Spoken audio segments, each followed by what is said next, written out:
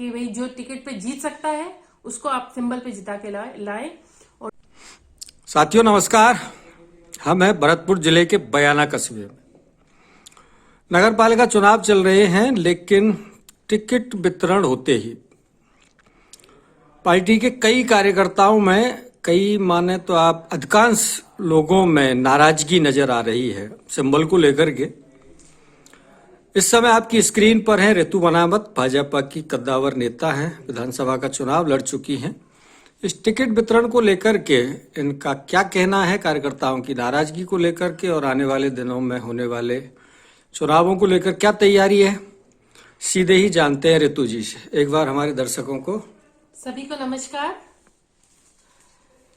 अभी नगर पालिका चुनाव की गरमाहट शुरू हो चुकी है, नॉमिनेशंस हो चुके हैं और जैसा कि वातावरण बता रहा है कि थोड़ा कार्यकर्ताओं में असंतुष्टि है टिकटों को लेके। और हरिहर जी पारिक जो नगर पालिका बयाना के प्रभारी लगाए गए हैं पार्टी की तरफ से, इस टिकट के मैटर में मैं यही कहना चाहूंगी कि मेरे लिए तो जो टिकट से लड़ रहे थे और नए जो मांग रहे थे वो सभी व्यक्ति बराबर थे। और मैंने पहले दिन से हरिहर जी भाई साहब से भी कही और जो कमेटी बैठी उससे भी कही कि आपको जो लगता है आप सर्वे करवाइए, सर्वे के आधार पर जिताऊ और टिकाऊ कैंडिडेट्स को आप टिकट सिंबल दीजिए। पार्टी ने सर्वे भी कराया, कई जगह असंतुष्टि होती है। नगर पालिका एक छोटा चुनाव है, हमारे एक ही वार्ड से लगभग 10 से 12 कार्यकर्ता मांग रहे टिकट, तो टिकट तो एक ही व्यक्ति को दिया जा सकता है।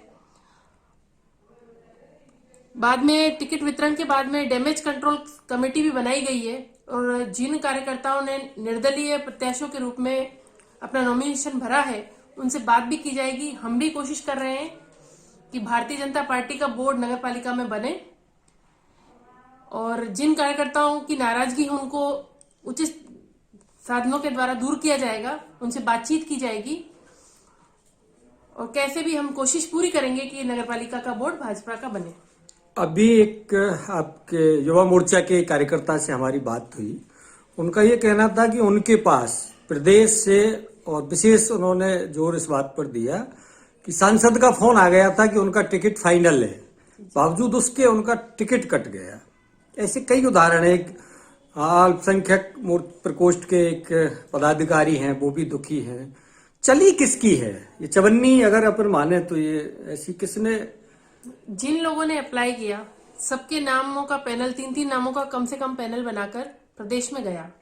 वहां पर प्रदेश की कमेटी बैठी, कोर ग्रुप बैठा इस संदर्भ में, और वहां पर जो चर्चा हुई उसके अकॉर्डिंग टिकट फाइनल हुए, जैसा मेरे को जानकारी है। नहीं, लोगों का आरोप है कि स्थानीय स्तर पर कुछ गड़बड़ी हुई। उनका तो ये कहना था कि उनका कॉलम खाली आया था और यहाँ आकर के किसी ने उसको फिलअप किया है। अब ये ज्यादा जानकारी आपको हमारे जो प्रभारी है वो दे सकते हैं, वो इस बारे में। हाँ, बाकी हम लोगों ने तो यहाँ जो कमेटी बैठी थी, मैंने तो 35 वार्डों में से एक भी नाम के लिए नहीं कहा कि किसको टिकट देना है, लेकिन जिन नामों के विषय में चर्चा हुई उनमें सहमति जताई थी कि भाई जो टिकट पे जीत सकता है उसको आप सिंबल पे जिता के लाएं और उसको सिंबल दें। बयाना में चेयरमैन का पद सामान्य वर्ग के लिए आरक्षित है, पार्टी की क्या तैयारी है? अभी प्रदेश से क्या इंडिकेशन है ये मुझे नहीं मालूम, लेकिन हरिहर जी पारिक ने साफ शब्दों में प्रेस कॉन्फ्रेंस में कहा कि सामान्य वर्ग का प्रत्याशी ही चेयरमैन का दावेदार होगा। बयाना एक ऐसी नगरी है जहां पार्षदों की मंडी सजेगी। भारतीय जनता पार्टी की इस दृष्टि से कोई तैयारी, खरीद फरोख्त के लिए पार्टी तैयार है या नहीं है? हम कोशिश कर रहे थे, सब लोग मिलकर ये कोशिश कर रहे थे कि ये जो मंडी वाली बात आप कह रहे हैं इसकी परिपाटी बदले। कई बार कोशिशें सफल होती हैं, कई बार नाकाम हो जाती हैं, तो हमारी कोशिश पूरी रहेगी इस परिपाटी को चेंज करने की। और बाकी देखो, चुनाव भरतपुर जिले का जो चुनाव है, सभी जिले की सारी विधानसभा में जो 8 नगर पालिकाओं में चुनाव है, तो जो सोच लोगों की बनी हुई है कि कोई भी पार्षद जीत के आता है और चेयरमैन के लिए जब दावेदारी की बात होती है तो धन के अकॉर्डिंग, और राजनीति में आजकल धन भी एक बहुत बड़ा फैक्टर होता जा रहा है। हो गया है।